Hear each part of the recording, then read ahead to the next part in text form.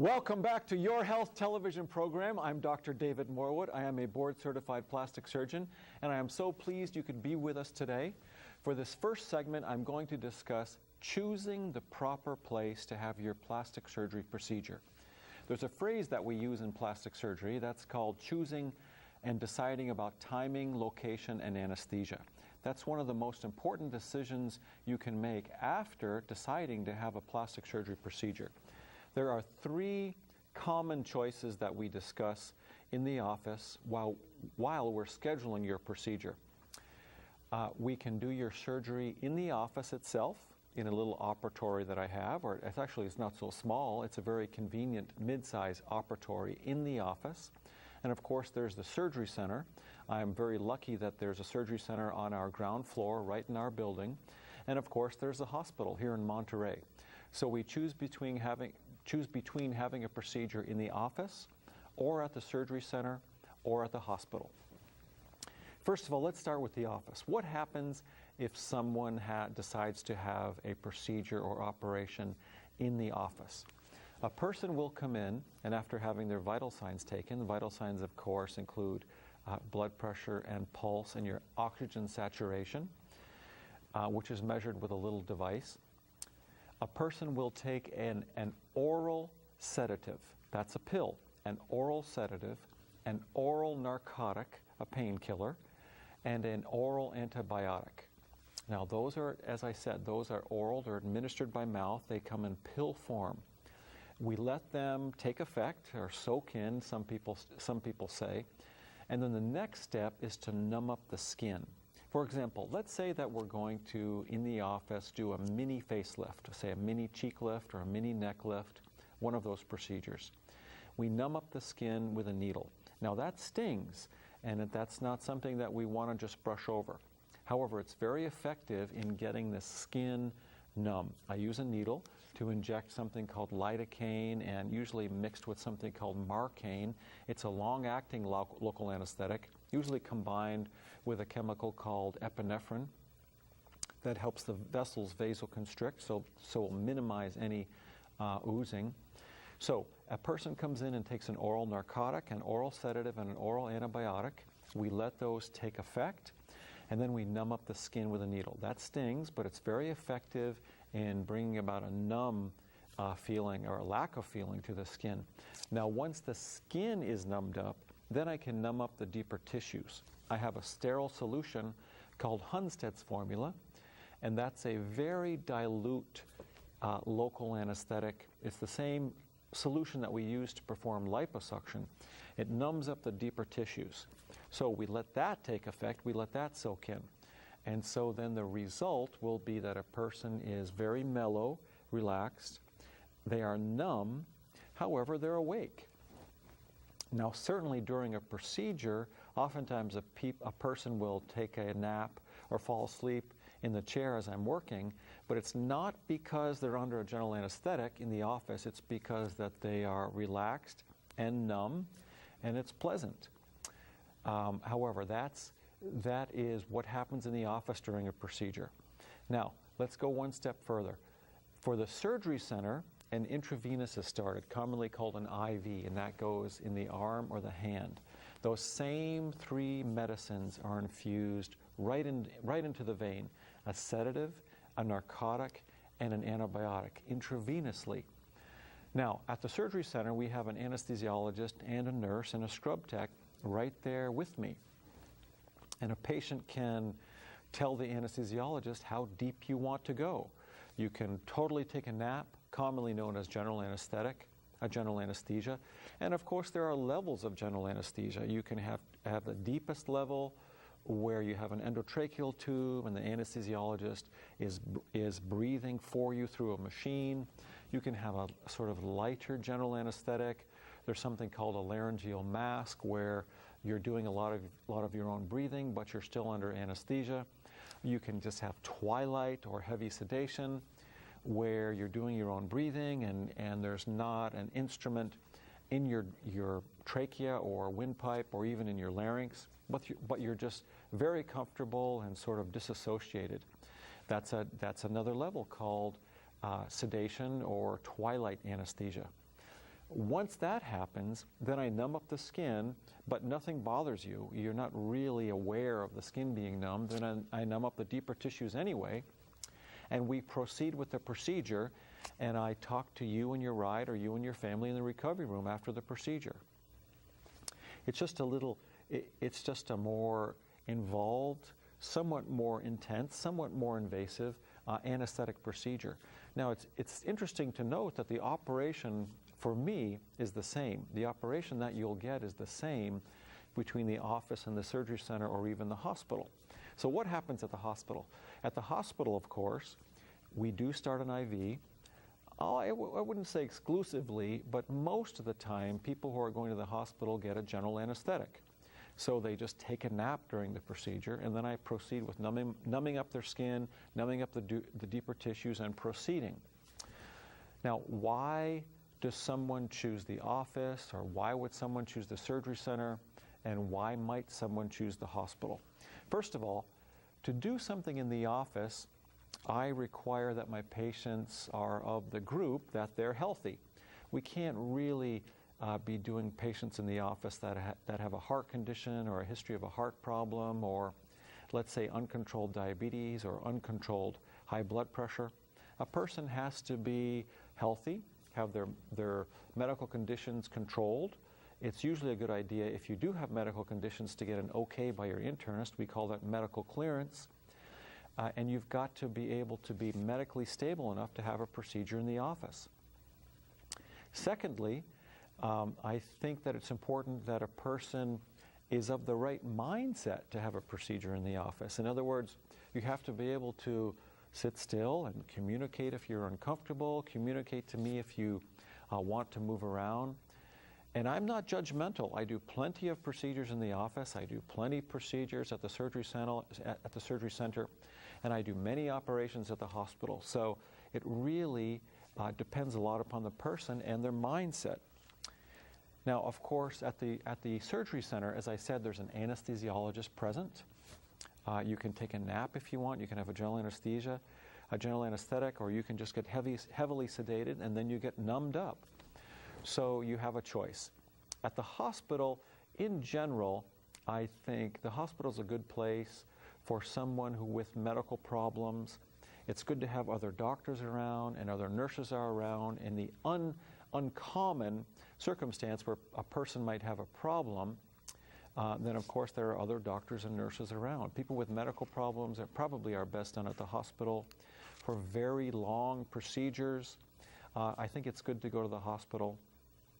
And of course, if someone wants or needs to stay overnight, the hospital's a good choice. But of course, more recently, we've been offering that option at the surgery center, that a person can actually stay overnight at the surgery center.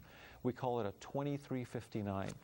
In other words, if you stay under 24 hours within the surgery center, that's considered to be still outpatient. There's another category of operations that I tend to take to the hospital, although sometimes we can do them at the surgery center. And that's a procedure or an operation that has more than one component, when some components are covered by insurance and some components are completely elective, cosmetic. Those are best done probably at the hospital or in certain circumstances at the surgery center. We tend not to do those in the office. So again, shorter procedures, of course, is one reason why someone will choose to do it in the office. In general, I think after about 4 hours of having an operation, people tend to get a little bit antsy. They might want to take a break. They might want a sip of water. They might want to go to the bathroom. So I think in the office, procedures of 4 hours or under are best. It's not a hard and fast rule. If someone feels very strongly that they want to have a procedure in the office, and it's going to take somewhere between 4 and 5 hours, I think we can tolerate that, or we can accomplish that. But again, a person has to be of the right mindset, and they have to have only controlled medical problems or be very healthy to have a procedure in the office. So again, in the office, a person can come in and have an oral sedative, a narcotic, and an antibiotic. Once that takes effect, we numb up the skin with a needle. It stings, but then the skin becomes numb. Once that takes effect, we can numb up the deeper tissues. In the office, we have a great autoclave, and my assistant Danielle is really good at using betadine, and we have sterile instruments, etc., clean drapes, sterile drapes, etc. So it's the operation itself is very similar to what you might have at the surgery center or the hospital.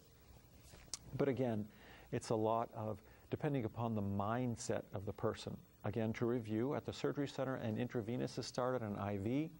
Those same three medicines are put in the vein, a narcotic, a narcotic and a sedative and an antibiotic, and then a person can get numbed up and they're really just not aware of it.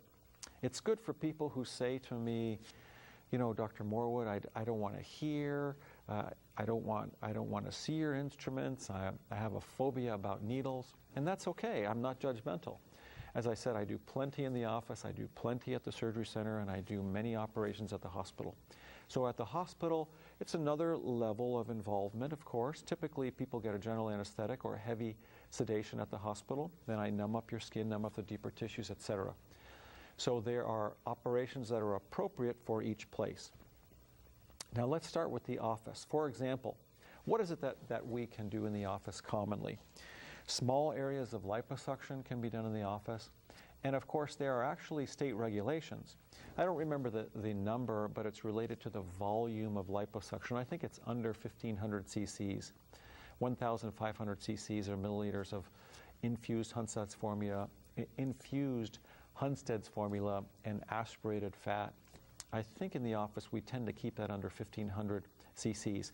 And of course, I'm safety first. In the office, we don't really stretch the limits, but it's typically something like the submentum and neck only for liposuction, or just the love handles only, perhaps just the lateral thighs or the sides of the thighs only can be done in the office under a local and under a block.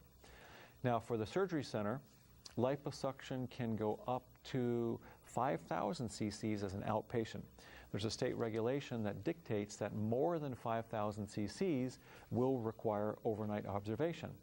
So that can be done as a 2359 at the surgery center, or of course at the hospital with an overnight stay. What else do we do in the office? Things like upper eyelids only. On occasion we can do lower eyelids only. I do a lot of mini lifts or mini face lifts, mini cheek lifts, mini neck lifts in the office. That takes about 2 hours, about an hour each side. Can be done under local anesthesia with some blocks using Hunsted's formula for the person who is healthy or who has controlled medical problems. And again, checking the blood pressure is very important. We can't have uncontrolled hypertension, uncontrolled blood pressure, really for anywhere. We don't want to do an operation, even at the surgery center or hospital, for a person who has uncontrolled high blood pressure. But in the office, mini lifts are commonly done, as I said, small areas of liposuction, upper eyelids alone. Now, what about neck lifts? Certainly, a simple or limited neck lift can be done in the office. Sometimes people come in and they want a full neck lift, neck and jowl lift, and they feel strong enough, or they're of the mindset that they want this done under local in the office. That decision is made individually. I've certainly done many neck lifts in the office, many natural neck lifts in the office. That can include a little bit of liposuction, skin excision, and of course a platysmoplasty. Some of you have heard me talk about the natural neck lift before. During other segments, I have talked about exactly what the natural neck lift is, and what the natural neck lift is, excuse me. The natural neck lift essentially is a system of analysis, looking at someone's anatomy and where we want to go and what we need to accomplish, and we have a custom designed approach for everyone. Some people just get liposuction, for example. Some people get skin excision, some people get a platysmoplasty, etc. Some people have a chin advancement or a chin implant, etc. So the natural neck lift is really a system of evaluation to develop a custom designed approach. So what about doing the natural neck lift in the office? Of course, it depends on what we're going to do. Some people can sit still and they're comfortable and they're perfectly of the mindset. They can relax in the office to have a neck lift in the office. Other people feel more comfortable to go to the surgery center or hospital, have an IV started, and then go from there. And again, I've said this before, people have an option. I can help people make decisions. But essentially, it's up to the patient, and we want to help you make the right decision for yourself. As I said, safety first. What I'm concerned with, number one, is high quality. Wherever we go for your operation, it's got to be the highest quality. Number two, we need to commit to safety. We don't want to have any complications regardless of where we do the procedure. So number one is quality, number two is safety, and of course we want to build goodwill in the community. We want people to have a good experience. We want them to feel like they're getting value, like they're being treated well, like they're being accommodated, etc. We believe in customer service. And number four, we want the whole process to be economically viable. It's got to work for everybody. For the facility, for the doctor, for the patient, of course, it's got to work. So those are the four parameters that we consider when we are choosing your location and timing and anesthesia. Number one is quality, then safety, then three, building goodwill within the community, and number four, creating an atmosphere of economic viability. Again, we've got three choices: office, surgery center, and the hospital. We talked about coming into the office for an oral sedative, oral narcotic, and oral antibiotic. At the surgery center, an intravenous is started, and those same three medicines go in the vein. You can just tell the anesthesiologist how deep you want to go. You can have your procedure, and I talk to you in the recovery room. At the hospital, typically it's reserved for a general anesthetic. It's a more intense or more invasive procedure. If you need to stay overnight or want to stay overnight, it can be done at the surgery center or the hospital, so we have a choice. Again, it's in general, the same operation can be accomplished at either of three places, but we take great pride in offering a custom designed approach for every person that comes into the office. It's not a cookie cutter approach. It's not something that one size fits all. People deserve, customers deserve, clients deserve, patients deserve, and get a custom designed approach through my practice. If you'd like to learn more about an office procedure or where to have your plastic surgery, your aesthetic surgery, or cosmetic surgery, I'm Dr. David Morwood. I'm here in Monterey, California. You can call us at 831-646-8661 or go to my website, drmorwood.com. That's D-R-M-O-R-W-O-O-D, drmorwood.com, right on the web, and check us out. We'll be happy to answer your questions and happy to see you in the office. Once again, this is Your Health television program. I'm Dr. David Morwood. I am a board-certified plastic surgeon. We're going to take a very brief pause for a very good cause. We're coming right back.